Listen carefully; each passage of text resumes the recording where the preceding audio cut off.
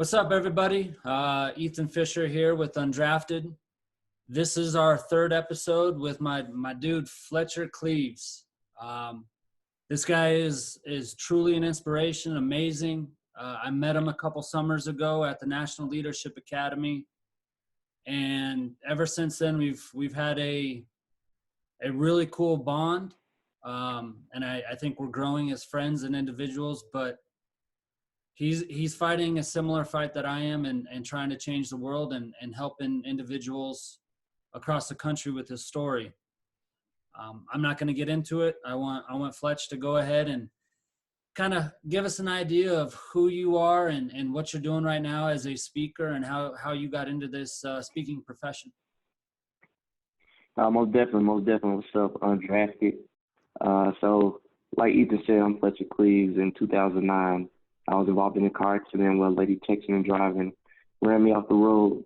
And ever since, it's been an incredible journey. I lost my football scholarship because the accident left me paralyzed from the chest down. So I had to relearn my physical body and everything that I was going through. So after, doctors told me, Fletcher, unfortunately, you are paralyzed from the chest down. You won't be able to do Y. You won't be able to do X. You won't be able to do X. You won't be able to do Y. You won't be able to do Z.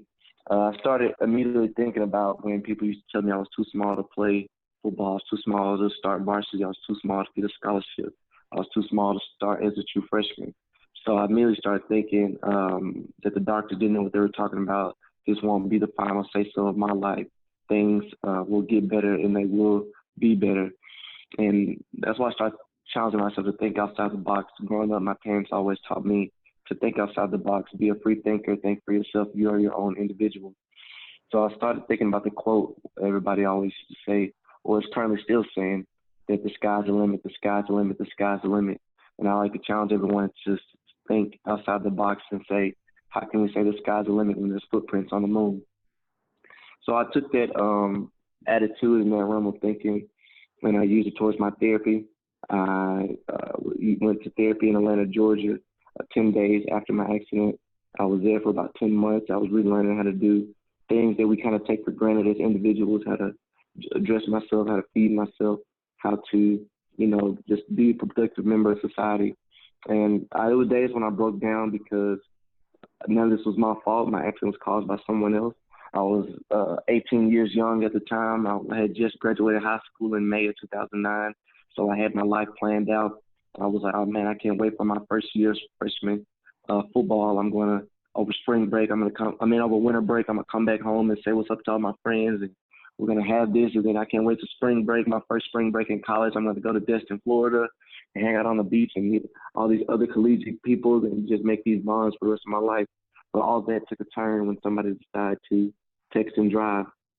And so after I go to therapy for 10 months, I enrolled back at the University of Memphis. I come back home, move back in with my parents, and just go through trials and tribulations and adapting to my new body of being on campus. Now I'm in my wheelchair. People are kind of staring at me. I'm not the person. I don't look like the person I used to be. But mentally, I still am that same jokester, that same strong-minded individual that can't be stopped and nothing won't stop me. So I kind of take that same attitude I took from football to therapy to school. And I graduate in 4 years. It wasn't easy with a computer science degree. And then from there, I just kind of started doing internships at St. Jude at AutoZone headquarters, and I get a full-time job in the IT department. And I'm kind of going about my everyday life, and then somebody's like, hey, man, I really love what you're doing. You let nothing stop you. I want you to come speak to my football team. I was like, sure, no problem. So I go give this, it's Friday Night Lights, and I go give this pregame speech, and, I do extremely well. And somebody in the audience was like, hey, man, I want you to come speak to my kids' football team.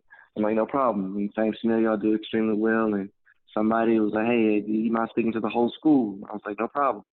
And then one instance, this person asked me to come speak to the whole school, and AT&T just so happened to be there. And AT&T director by the name of Chuck Thomas, he is in the audience, and he's giving his, AT&T spiel. They have the driving simulator there, and I give my spiel to the whole the juniors and seniors, and Mr. Chuck Thomas falls in love with my speech, and From there, it kind of was a domino effect. About a year later, ESPN sent out an email to AT&T looking for somebody who's been affected by distracted driving, preferably an athlete. And Chuck Thomas like I was the perfect guy. So from there, ESPN and AT&T collaborated on a commercial, and the commercial aired on College Game Day. With Lee Corzo and all those guys, and it was a phenomenal thing. We went to the Alabama Ole Miss game, and there the speaking kind of shot off like a rocket. I went from high school to football team to football team, and now I am where I'm today, speaking across the country in different colleges about the dangers, not only the dangers of distracted driving, but overcoming adversity, because we all go through stuff in life, and the importance of education, because even though I was on football scholarship, I knew that my sport would end one day. And, everybody's always asking when they're going to do at football. And just being 18 years young, I didn't know. So I try to tell these athletes to be prepared for what is to come next, because Father Time is undefeated. And I also talk about what is safe driving, overcoming adversity, the importance of education, and just never giving up. And I really enjoy what I'm doing. That's how I met you. Yep. That's so the whole idea behind all this UnDrafted is finding individuals like you who've overcome life's obstacles, and mainly through sport, but it applies to everybody, because when you go to college, you're working on your degree to be an architect or a designer, whatever it is, you're trying to be drafted. And you hit it on the head of how important school is. And I agree with you 100% that school is so important, because the reality, most of these athletes are never going to play their professional sport. So what are you going to do in school in order to better yourself? And Exactly. one of the best things about you, though, Fletch, that I've appreciated from knowing you the last couple of years is how you went and took all that. You're an undersized cornerback, so you have a little bit of bravado, right? Yeah. I was on the light side, so to speak. I was on offense. So Yeah. So yeah, we say offense the light side, defense the dark side. oh, okay. So I've seen your attitude, and that's why I think it's so great to have. But from the point of UnDrafted, you took that love of football, that determination of being undersized, and I'm undersized as well in basketball, and you took that fire that you had inside, and then you applied it to overcoming being paralyzed. You applied it to going back to school. So can you kind of tell me what was that, whatever it was inside of you that made you overcome all that? Probably my support system, I would most definitely say, and just being so competitive. So my parents and my friends and my family, they invested so much time in me, from helping me get a full scholarship, just taking time with me and molding me as a young adult.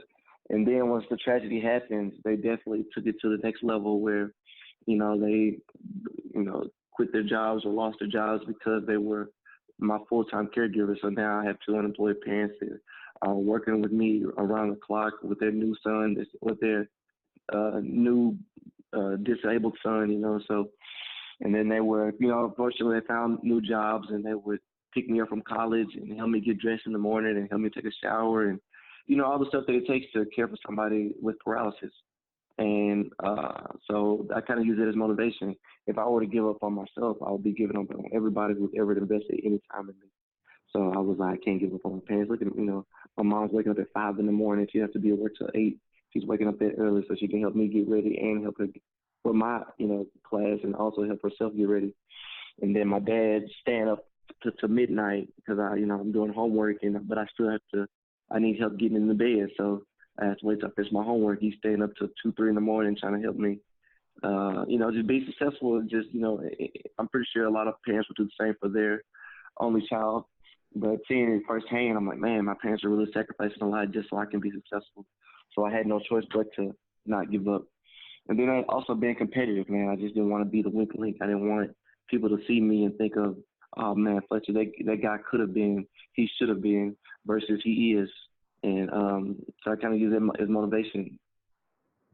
No, that's, we have a lot of similarities, family support.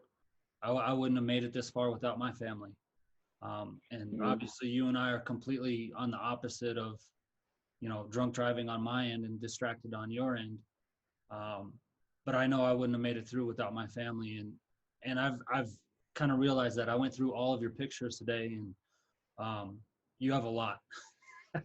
you got a lot. Oh, yeah.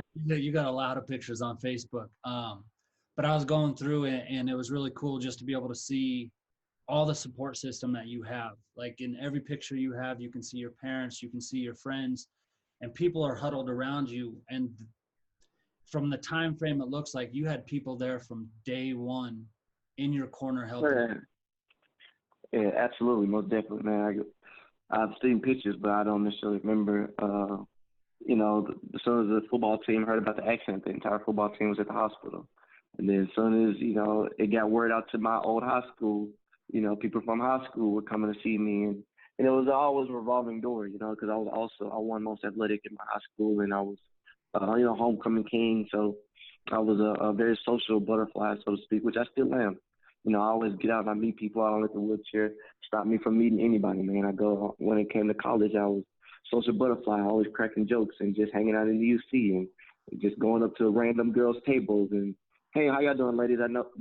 My name's Fletcher. I thought you asked me what my name was. And, just kind of just joking around. I was like, hello. And I'm like, what class y'all in? I saw you in the math building, just kind of making conversation, just being a jokester, and that's always been who I was, whether before the wheelchair or after the wheelchair. And it's kind of helped me build relationships and that I can call people that I know for the rest of my life, and just different avenues I've had.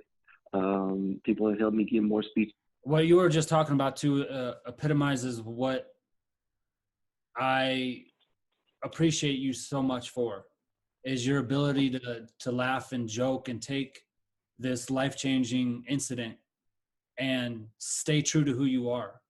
And I know a lot of people, or not a lot of people, but people in your position, and if that incident happened to them, they wouldn't be as positive as you. And the day that I met you in LA, the day that I got to hang out with you, in South Carolina, you just have that fun, goofy, you're alive, you're happy, and you enjoy it.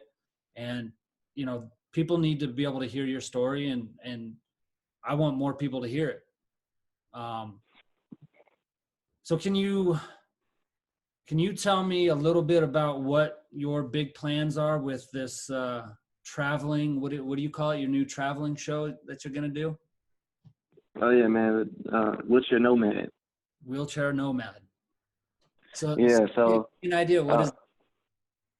Oh, definitely. So, man, since I never got that college experience, I never did the spring breaks. I never did the winter breaks, at the ski trips, and going down to Florida, and just all the trips that college kids just go on. Just kind of you're kind of low on money, so you do a lot of driving. Hey man, we're driving down to Mardi Gras. Hey man, we're driving down to Miami.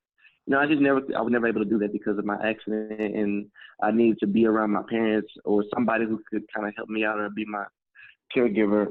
So probably by my junior year, my friends kind of sacrificed, and we all went to Nashville for spring break, just for the weekend. And, it was like, hey, what do we need to do so Fletcher can get this experience?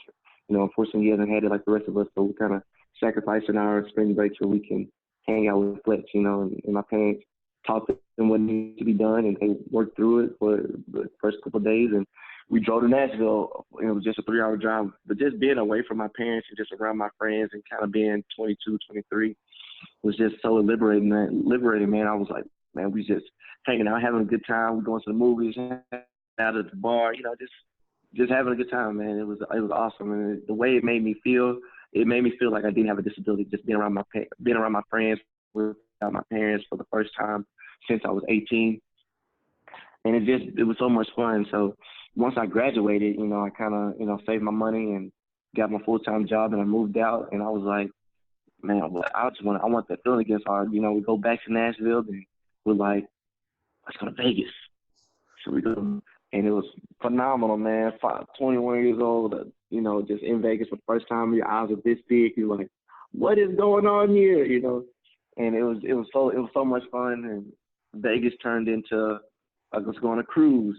a cruise turned into, let's go on to Miami to, let's go to Mardi Gras and go to Mardi, the same concept, man. At this time, I'm probably 24, 25. First time I'm in Mardi Gras, same concept. Like, I'm like, man, this is amazing. Like, I just, I'm just so overwhelmed. And so eventually I was like, I wonder what's over across the pond. So I just started researching it, man. I'm like, all right, long story short, I'm going too much of it, but I'm like, okay, boom, we go to Rome, then we go to London, then we go to Paris.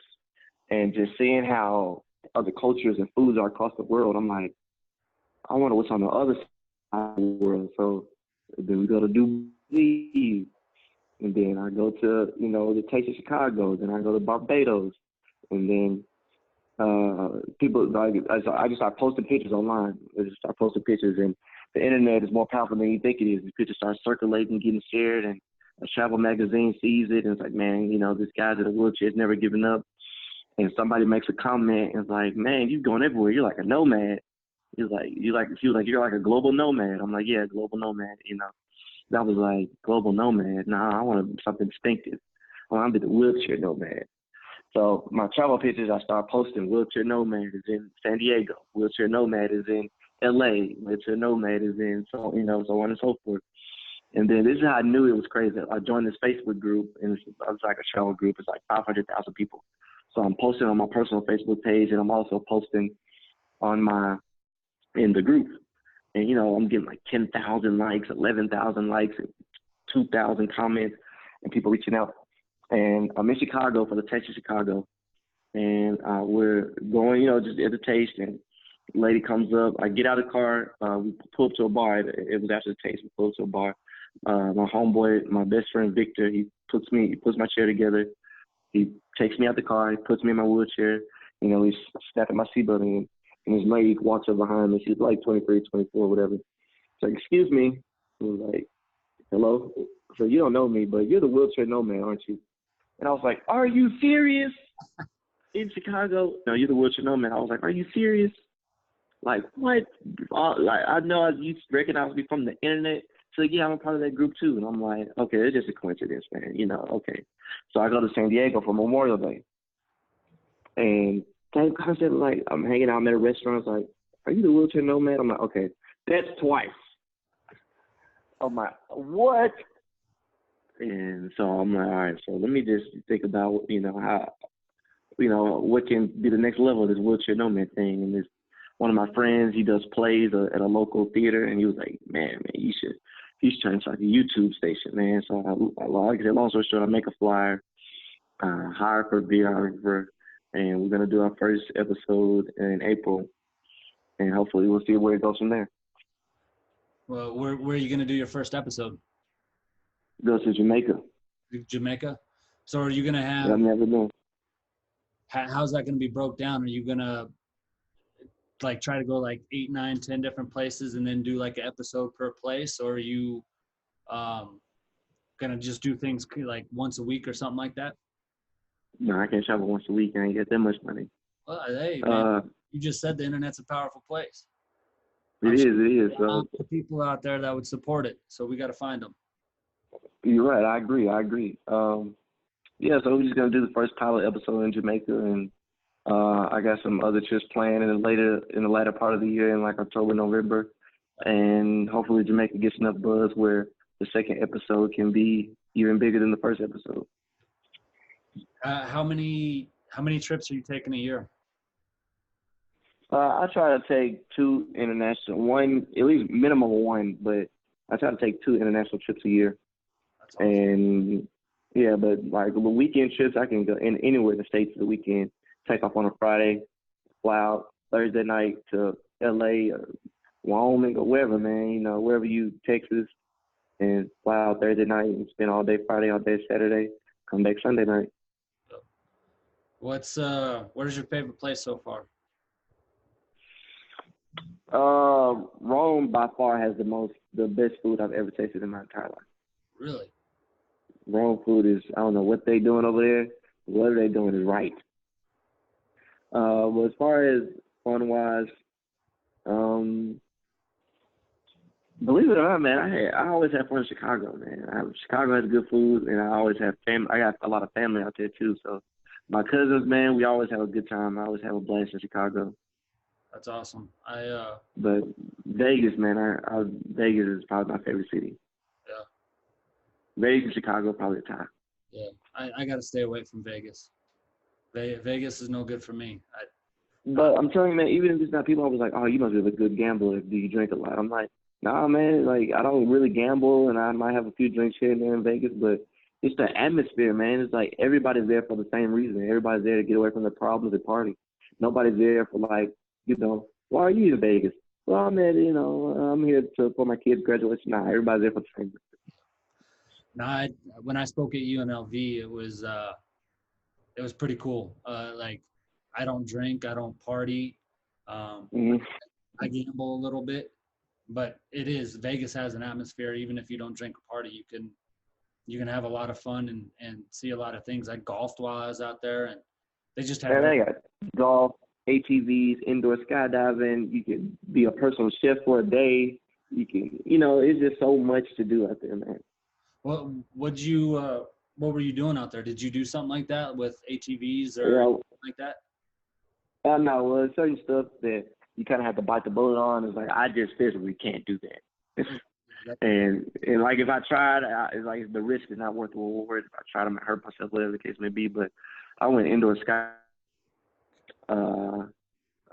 Friends throwing me in the pool in the middle of a pool. Just because people, it's a pool party full of people. It's probably about 200 people there, and you see the guy in a wheelchair roll to the pool. You're like, oh, they're like, oh, how's he gonna get in? And then my friend picks me up, and there's like, oh, he's gonna place him gently in the pool. It just launches me in the water. Everybody's like, oh, Cannonballs. Basically. Yeah. Basically just throws it in there. Floppy legs and all, just whatever. That's funny. See, that's what's so cool about you. Like you're embracing it. Like you're living with this situation, and you're having a normal life. In fact, you're having I've never been across the pond. You gotta go, man. I've always wanted to go, and I've never done it. What's stopping? Why not? Exactly. Couldn't travel until 2000, almost 2015. I couldn't leave my house. You did what? I couldn't travel. Yeah. So now all my travel's just been in state.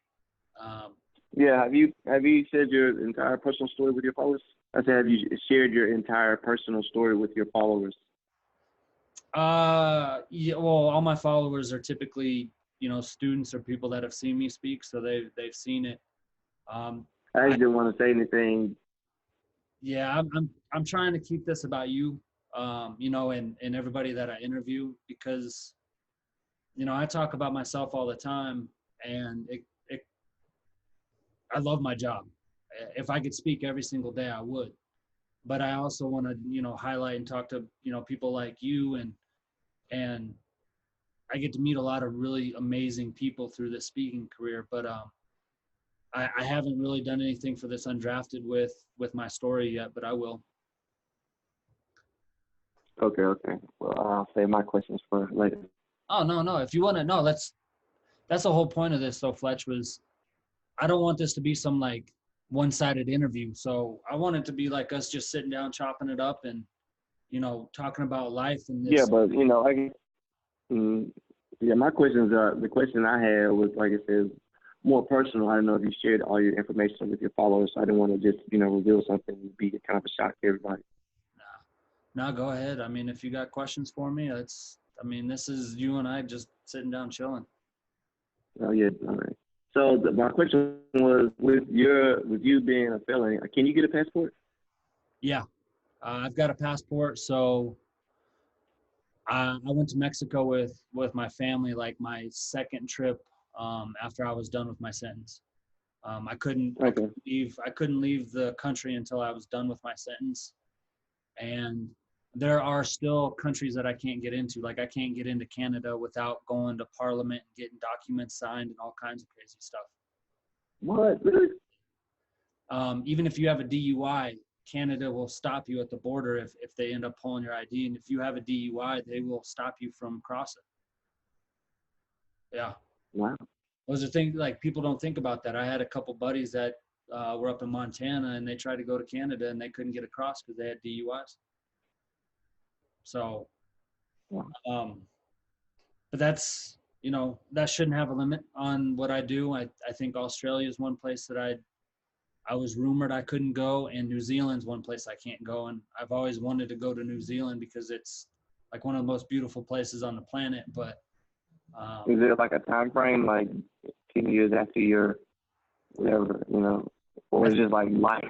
I think some of them it's probably a time frame.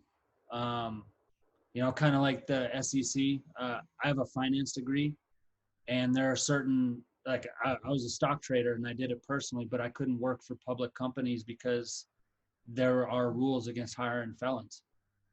So there's certain, and they said like maybe 10 years after I was done, I might be able to get a job that way. But when you hear those things, you find something else that you can do, right? So like you can't do an ATV, but you can go do an indoor skydiving. So yeah. So I've my travel's been I've spoken 30 states now just in 4 years. So wow. Yeah, and soon as that, probably just like you, like soon as I knew I could travel, like I took my first trip and I was jetting. I was gone. Hawaii was my first trip. That's dope. I went out for a basketball camp and spoke at it. And I'll never forget this. The first day I'm in Hawaii and I'm on Waikiki Beach. I go walking out in the middle of the ocean and all these coaches are like, what is this guy doing? And I'm just sitting there in the middle of the ocean, just smiling like, you guys have no idea. I haven't been able to travel for 14 years. This is so cool. As I say, man, it's life's simple pleasures. Yeah. That's the key, is just finding those little things. Definitely. So other than travel, your family, speaking, and we'll talk a little more about speaking, but what are some of those other little things that you just every day that keep you going, or every day just put that smile on your face? I think those are the top three, man. I can't think of it. Yeah, it's family support system, family, friends, anybody that's ever been in my corner, traveling and speaking. Yep. It's pretty good luck. Top three. Yeah. Anything other than that, I have no idea. How is writing your book? It was difficult. It was difficult, but it was fulfilling. I think it turned out great. We've gotten great responses back, and it's just a new avenue. It's just a new avenue to explore. So it definitely turned out fantastic. Yeah. I'm very pleased with it. I'll put the link in. I want people to read it. That way they can get more in depth. What are your 5 and 10 years goals with speaking? What do you want to do? Just continue to inspire, man. I just want to figure out different things I could do to get more exposure. I think the wheelchair nomad thing might be a great way to give me more credibility, and maybe sell more books to get more speeches. I think whatever I do, it always comes back to how can I get more speeches and just inspire, whether it's speeches or people reading the books or just ways to motivate and inspire people. So even though the wheelchair nomad is a great avenue and a great concept, it always comes back. It's just going to give me more credibility so I can inspire more people. So I say 5 years. 5 years is a long time for it. 5 years really not that long. Now I think about it, 5 years not that long. It'll come up on you. I know, man. 5 years, I'll be 34. You're still close to me. What are you, 29? Yeah, I just turned 29 last month. Last month? In December. Birthday. Thank you. my last year of my 20s, man, so I got to go all out.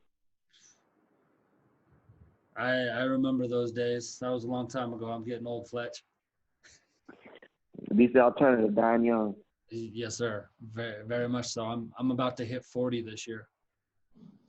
Really? I didn't know you were that old. Yeah. Don't be I thought fooled you with were my like, personality. I'm still running around, jumping, and wearing a hat backwards. Like I'm not I thought growing. you were like 36. Yeah. See, I knew I was interviewing you for a reason, boosting my confidence, still keeping me young. There you go. When's your birthday? April. So a couple You'll be months. 40 in April? Yeah. I'm getting a little more gray hair, losing a little more up here, and you know, It happens, man. It happens quite a lot. no, it's cool. Like the older you get, you start to appreciate things a little bit differently. Exactly. Your last decade has been. I mean, think about your last decade. You've been dealing with a wheelchair and changing your whole entire life, but you still just appreciate what you do have, and again, that is,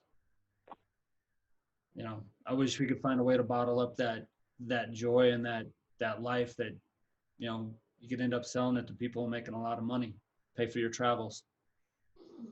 Yeah, man. Just, I always try to get back to the community, man. That's why I started the nonprofit. Even though all this stuff can't be monetized, I mean, it's just ways to continue to inspire people, man. That's why I started the nonprofit. Hey, can you see me? I was just gonna say I lost you for a second. All right. Speaking of nonprofit, can you give me a little idea what you're doing with your nonprofit, and then I'm gonna try to post. I'm gonna post all your information in this when I put it live on Sunday, and try to get people to go to your links and to your nonprofit and all that type of stuff, because what you're doing is very important to this world, and any way that I can help, and this, any way that I can help you is, whether I post it with my very few following, whatever it is, I'll keep doing what I can to help you out. I appreciate it, man. I appreciate it. So can you give me an idea? Yeah. The nonprofit, it just kind of started, just giving back, man. Like I said, I just seeing my community, and there's people looking up to me. I was like, how can I share what I have inside of me with others? So we started a nonprofit, and it kind of just evolved from there. I got some board members. We came up with some ideas. We started doing backpack drives, and we're focused on the betterment of the community, whether that's, we're not really focused on the area. Some nonprofits might be focusing on young women or technology and African Americans, whatever the case may be. But we just focus on the betterment of the community as a whole. We kind of do mentorships and, like I said, do the backpack drive, and just show kids that even though you come from where you come from, or you might come from where nobody else is from, it doesn't mean you can't achieve your dreams. And a lot of times, poverty or inner city, or a lot of things, a lot of unforeseen circumstances, kids think sports is the way out. Like, sports is my way out. And we kind of took it all the time. Like, you don't want to rely on sports because at my age, I was 18 years young.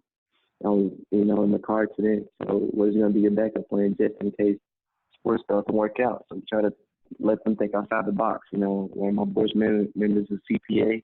He's a very good CPA. One of my board members owns her own nonprofit organization, and she's a biomedical engineer at St. Jude. Another one of my board members is a teacher. He's a teacher. He's a principal at a very, very well profound school here in Memphis. So we have all different, avenues, ways of people that we showing to the face of the community that, it's not where you come from. It's not necessarily what you've been through. It's what your outcome. No matter what happens to your life, you can always change it and make it start at the beginning. That's awesome. I saw a couple of pictures of the backpack drive and doing all that. I didn't know you had all that other stuff with it. Yeah, and just comes with me networking, man. Just meeting people, man. I reached out to one of the part of my board members, and these people reached out to me, and I kind of interviewed a lot of different people, and I reached out to people I trusted in.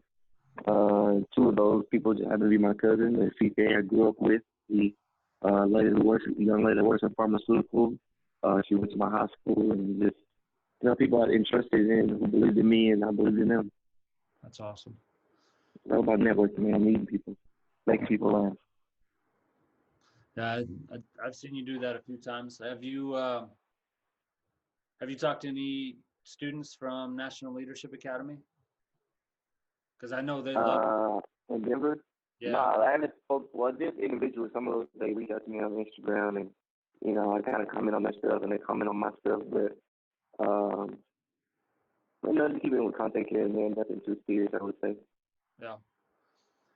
So, who's your team this for the Super Bowl? My team won Kansas City, that's what I was going for. I'm a Denver Broncos fan, so I make sure we have a dog in the fight. I am a Broncos fan. One thing I didn't get a chance to do when I met you in Denver, I was like, man, I don't care what I do, I got to get to Mile High. And so that's what happened. My roommate that I was playing with before I got hurt in summer camp, his um, his first cousin, Darren Stewart, which was a safety for the Broncos. And so he was playing for South Carolina at the time. So he was like, hey man, we're off for the 4th of July. Come down, meet at Huntsville, Alabama, and we're gonna hang out with my cousin, which is where Dan Stewart's from. So we go to Huntsville, we're kicking with D Stewart, and he's a little bit older than us, but we're just hanging out. He's taking us out to eat. So we build that relationship. So fast forward to when I met you in Denver, he's playing for Denver. I'm like, hey yo, D Stewart, I gotta get to Mile High. I got his phone number and everything. Just so happens, man, he was out of town and he couldn't, he said he was gonna make a few phone calls. He was still by the stadium, and it just didn't work out. So I'm way tripping for him. I'm getting Mile High sooner or later. You will. You'll be back out here one day. I know I'm still trying to talk to a couple schools out here for you. Try to get you out here. I still want to do, some tour and stuff with you. The two events, the two events that we did together, man, those rooms were floored. You're right. I agree, man. That's some heavy stuff, and it's too different. We're hitting it from both sides.